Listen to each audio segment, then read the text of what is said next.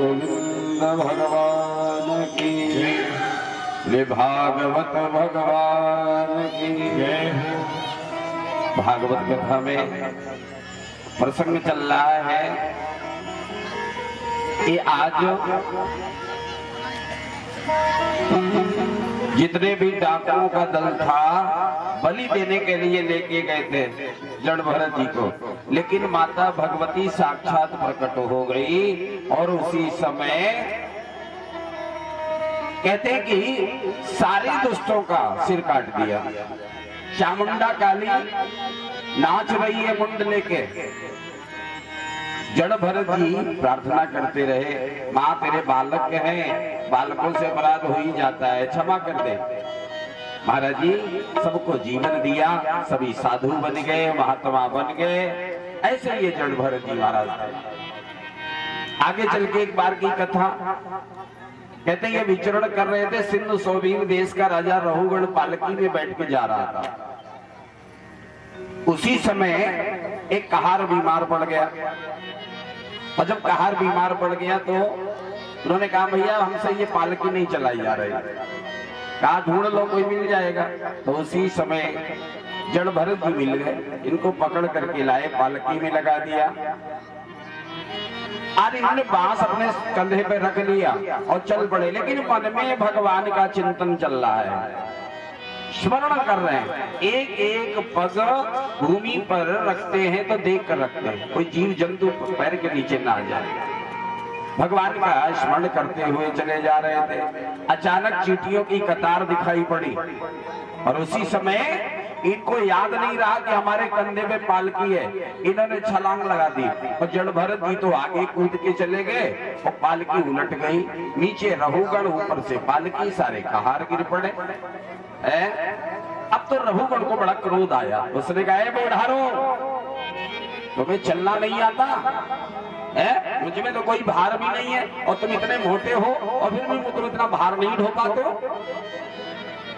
कहारों ने कहा सरकार मेरा कोई दोष नहीं है, ये जो नया वाला कहार आया ना बस इसी ने सब गड़बड़ी किया है। अच्छा अच्छा, जैसे जड़ भरत जी को उसने देखा तो जानते हो कितनी फटकार लगाई, बोले आज मैं तेरी पिटाई करूंगा, इतना मोटा होकर के भी भार नहीं ढो पाता है।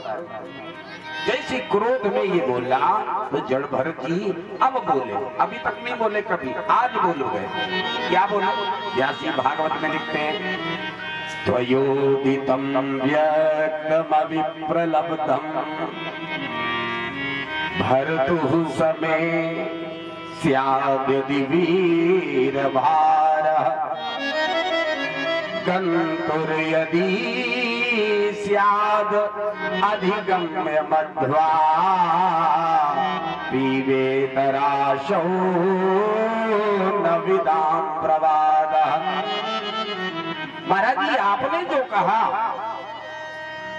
कि मुझ में कोई भार नहीं है और तुम इतने मोटे हो, ये भार ढो नहीं पाते हो, तो राजन हालांकि तुमने कोई उल्लेखना नहीं दिया, लेकिन ज्ञानी लोग कभी ऐसी बात नहीं कहते। जैसा तुमने कहा मार्ग होता है चलने वाले के लिए और भार होता है ढोने वाले के लिए। भाई जिसके सिर पे भार है, वजन है, उसे पता होता कितना भार है। देखने वाले को क्या लगता, अरे पंडित जी है ऐसे ही बोलते रहते, उसमें कोई परिश्रम तो है नहीं, मेहनत तो है नहीं। लेकिन जिसको वो काम करना पड़ता है उसको पता होता है इसमें कितना परिश्रम है, कितना महाराज जी वजन है। तो मार्ग चलने वाले के लिए होता है। ज्ञानी लोग कभी ऐसी बात नहीं करते। स्थौल्यम कार्श्यम व्याधय आधयश्च, बड़ी सुंदर बात है राजन। स्थौल्यम शरीर मोटा होना, मोटा कौन होता है? जैसे लोग कहते हैं अरे इतनी मोटी, मोटा होता है शरीर, आत्मा किसी की मोटी नहीं होती है। शरीर दुबला है तो क्या आत्मा उसकी दुबली? नहीं, आत्मा भी उसकी उतनी है। हाथी में जितना आत्मा है उतना एक चींटी में बराबर, सब में जीव का जो स्वरूप है वो अलग है। व्यास जी भागवत में क्या कहते हैं? स्थौल्यम कार्श्यम व्याधय आधयश्च अक्षुत्रिड भयम कलिरिच्छा जरा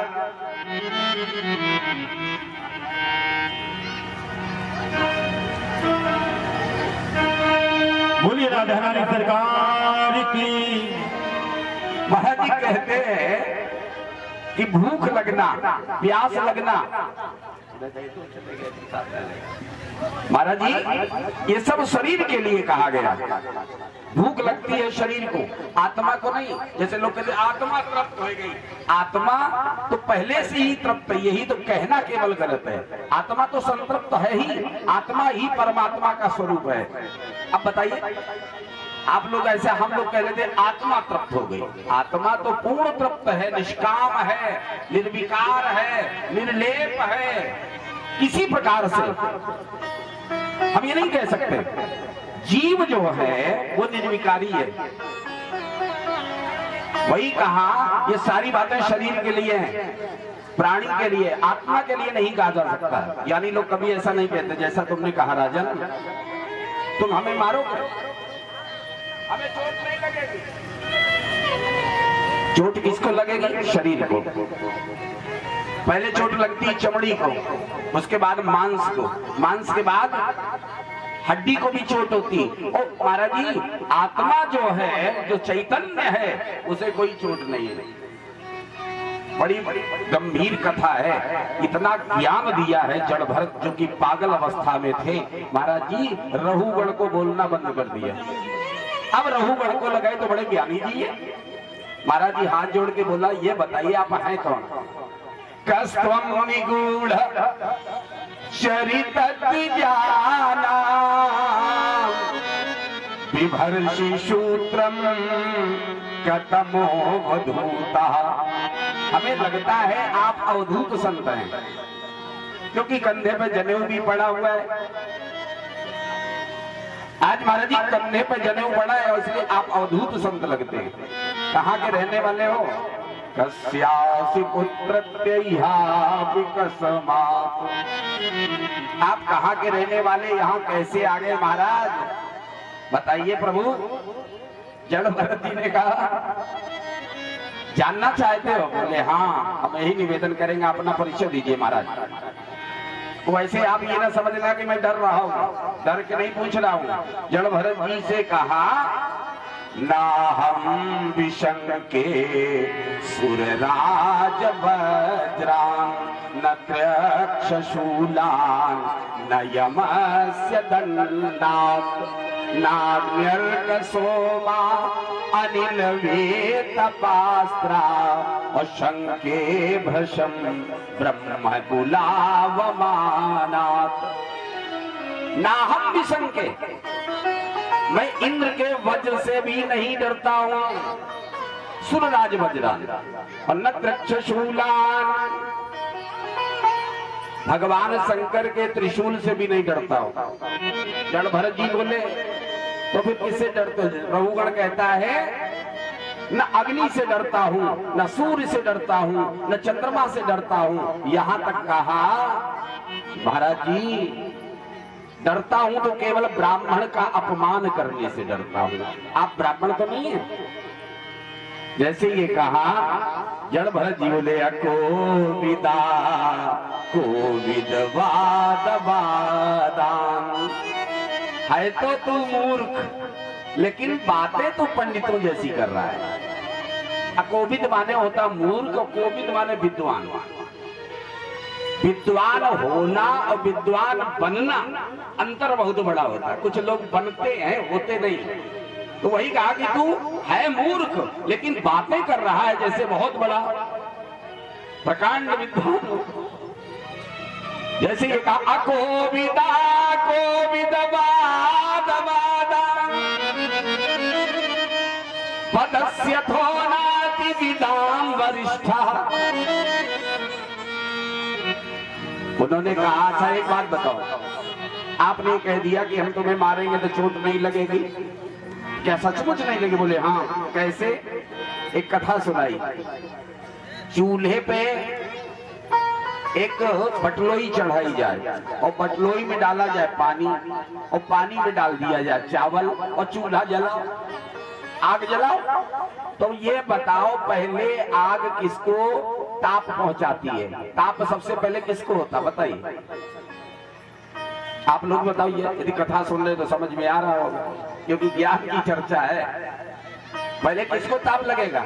चूल्हा जल रहा है, बटलोई चढ़ी हुई है, पानी पड़ा है, चावल भी पड़ा, खीर बना रहे हो मान लो, तो पहले किसको ताप लगेगा?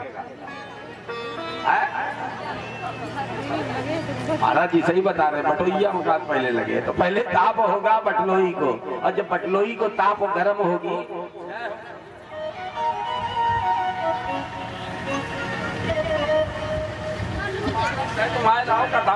बोली वृंदावन भरी लाल की। आज महाराज जी कहते हैं, और पुराने भक्त भैया सेठ जी ने भी कथा करवाई थी, यज्ञ कराया था, खूब याद है, बहुत पुराने यहाँ से आ रहे हैं। तो कहना क्या है कि बटलोई को ताप होता है, बटलोई के बाद पानी को ताप होता है, पानी के बाद चावल को होता है, और अंत में अंदरूनी जो भाग होता है उसको ताप लगता है।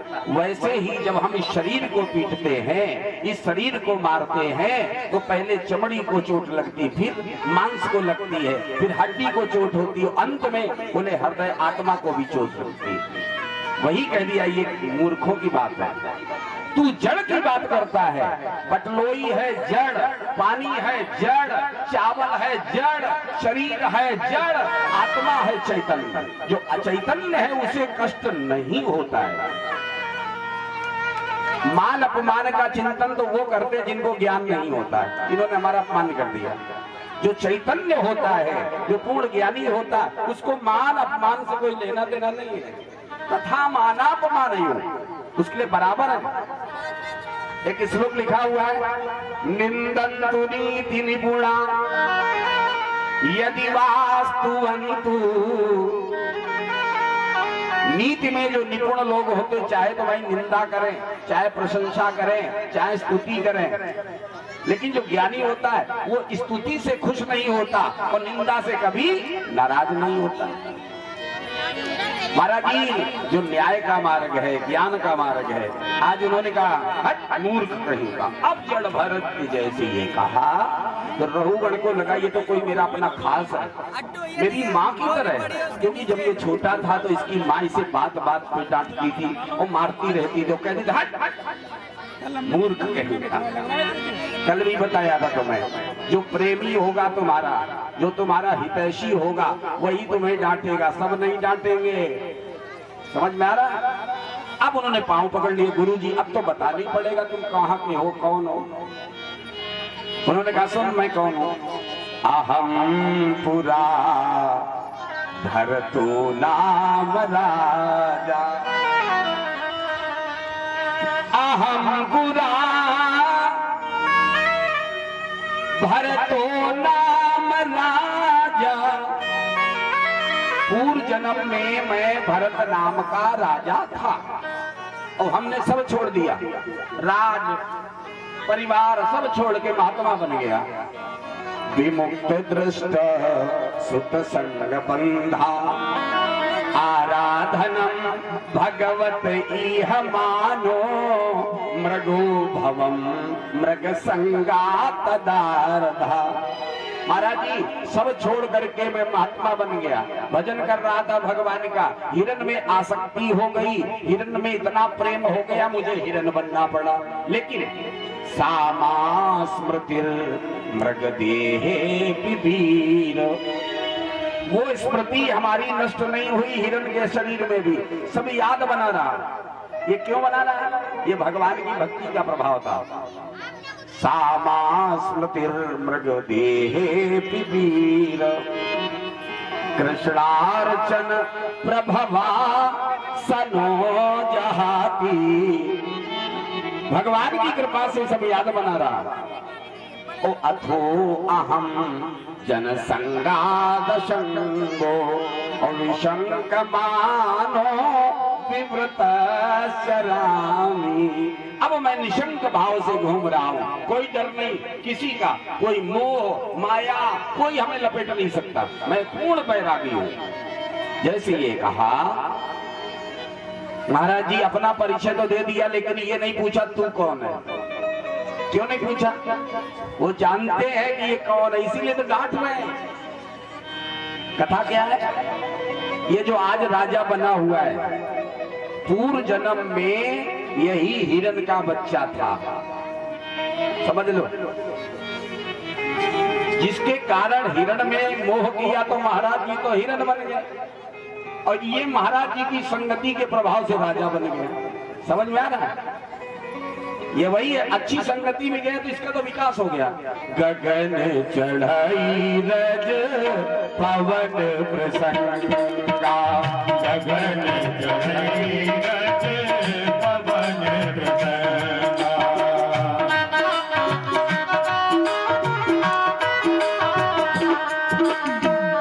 गगन चढ़ाई रज पवन प्रसंगा,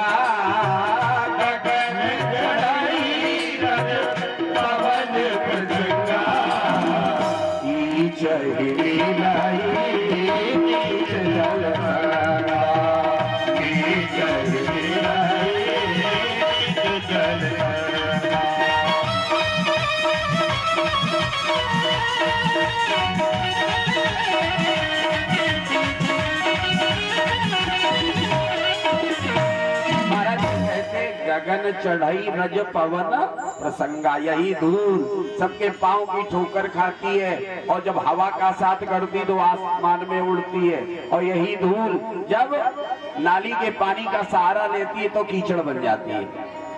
तो अच्छी संगति में जाओगे, अच्छे संतों के बीच में जाओगे तो आपकी प्रगति होगी, तरक्की होगी। और यदि तुम बुरे लोगों के बुरे विचारों के बीच में जाओगे तो गद्दे बन जाओगे, सीधी सी बात है।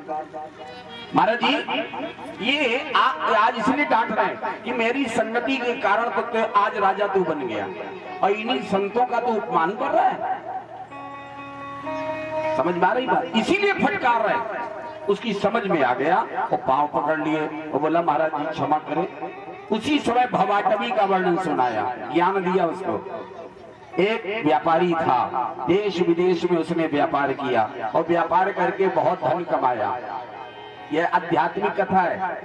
धन की गठरी बांधकर जब वो अपने गांव आ रहा था तो गांव आने में एक जंगल पड़ता था, और उस जंगल में 6 डाकू रहते थे। व्यापारी को लूटने के लिए वो 6 डाकू दौड़ पड़े। व्यापारी ने सोचा क्या करें, तो बचने के लिए पेड़ की डाल पकड़ के छिप गया और लटक गया। और उसी समय ऊपर की ओर जब उसने दृष्टि डाली तो क्या देखा, मधुमक्खी का छत्ता लगा हुआ है और उसे शहद गिर रहा है, धीरे धीरे शहद टपक रहा है।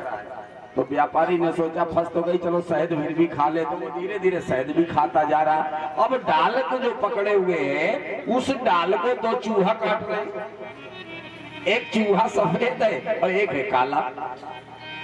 व्यापारी ने सोचा कि भैया अब तो डाल कटने वाली है, और जब डाल कटेगी तो हमें नीचे जाना पड़ेगा, अंधा कुआं है उसमें जाएंगे। तो जानते हो क्या किया? अब सोचा कि डाल कटने ही वाली है, आंख बंद हो गई और भगवान में मन लग गया। और जैसे ही भगवान में मन लगा सवेरा हो गया, व्यापारी लुटने से बच गया, अपने घर आ गया। ये है भवाटवी कथा। क्या कह रही है? व्यापारी कौन है? कोई दूसरा नहीं, हम आप सभी व्यापारी हैं। जाने कहां कहां व्यापार करके आए, कर्म रूपी गठरी धन की बोझ लादे घूम रहे हैं। और ये संसार, ये जंगल है, और इस जंगल में 6 डाकू हैं, हम सबको लूट रहे हैं। कौन कौन? काम, क्रोध, लोभ, मोह, मद, मत्सर आदि, ये हमें तुम्हें लूट रहे हैं। अभी क्या है, मधुमक्खी के छत्ते से शहद निकल रहा है, माने आनंद भोग रहे हो, लेकिन डाल तुम्हारी कट रही है। एक चूहा सफेद है, एक काला। काला चूहा रात और सफेद चूहा दिन। दिन रात तुम्हारी